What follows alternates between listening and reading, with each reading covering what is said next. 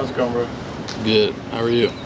How you feeling? First start against your old team? Pretty good. Obviously the hay's not in the barn yet. We'll be ready to go Saturday. When the final meetings are done Saturday, we'll be ready to go then. The hay will be in the barn, and we'll be ready to take the field and go. You don't come across as like a nervous guy, but do you get any butterflies, or what do you think about playing them? Not only because they're your former team, but also they're the #1 team in the country. Oh yeah. Obviously it's a good team coming up here to Lexington. But at the end of the day, it's the same rules in all football games, stuff like that. So it's gonna be a great game, a good team, and we're looking forward to the matchup. How much more comfortable does it make you going into this game, knowing you've faced this defense a lot in practice over the last couple of years? Sure. There's obviously a comfort level to seeing different defenses and stuff. Like obviously accustomed to Kentucky's defense at this point, things of that sort. But I feel like if you do a good job in your film study per week, you should feel pretty comfortable going against any defense. So that's not something that's really going too crazy in my head, stuff like that. But obviously there's some familiarity there. But at the end of the day, they'll be mixing up stuff, disguising stuff. So it'll be a fun game. Brock, last week it didn't turn out the way you wanted it to turn out. You struggled as a leader, but also as new to this offense and new to this room. How do you feel like everybody's responded in practice and turning around and those kind of things this week? Oh yeah. Basically the main thing is we talked about, especially with the offense and stuff, is just the 24-hour rule. Like win or lose, you give it 24 hours, and then you get off of it. The best thing that we could do was come out on Monday, have a good sharp practice, do the same thing Tuesday, and obviously today. And the more we practice, the more we execute stuff, the more we correct stuff, the more we get, obviously we're pretty far into our game plan against Georgia now, but the more we do stuff like that, the more we get that taste out of our mouth. But really won't come to fruition until we're doing that stuff on Saturdays, and that's what we're trying to make sure we're ready for. Brock, the #1 team in the country is a daunting task as it is, but coming off a game like last week, is there anything kind of in the competitor in you that would prefer to, jump right back into it against somebody really good? Oh yeah.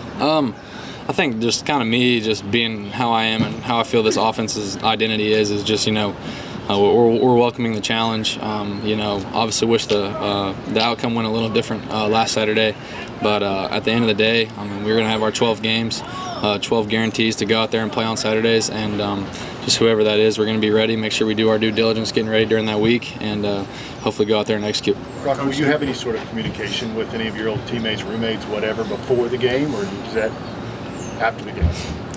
Like on the field or something? Or like just text messages this week and that sort of thing? Me and Carson, Cash and Chaz, we talk pretty frequently. Cash and Chaz were two of my best friends, came in, same grade, stuff like that. Them and Bowers were all still in the same group chat, but still talk to Carson a lot.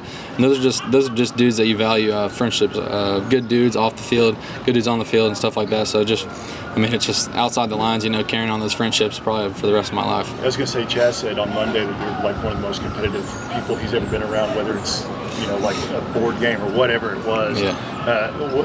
Talk about that part of you and kind of how that comes out and how they know that. Yes, sir. There's kind of the thing we talked about. It was like the B's versus C's. It was how we did everything. So it was me and Brock versus Cash and Chaz, and literally everything we did. And the final tally record, I think the B's got the best of the C's. But it was cornhole, pool, ping pong, pickleball. We had fishing tournaments, just everything. And me and Bowers were out there to win.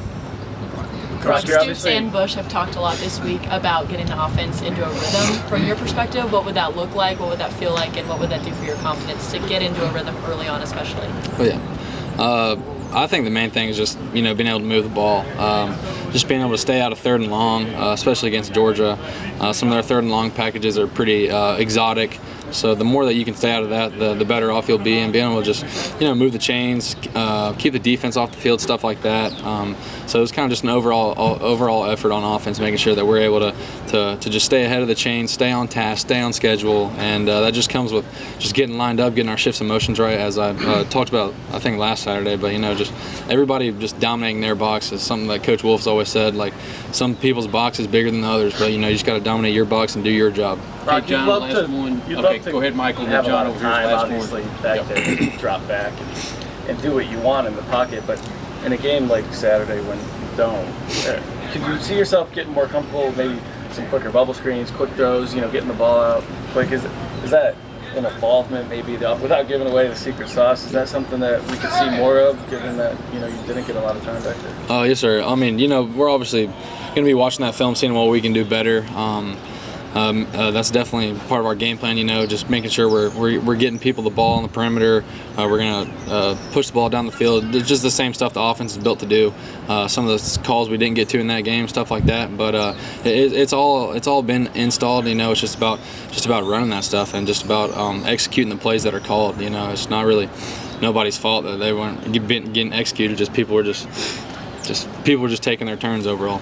Right. Coach Texas said a couple times that they can't put what happened on Saturday to you because 75 is someplace you didn't even have a chance. But when you evaluate your performance in that game, what have you zeroed in on that? Like, I have to get better at this?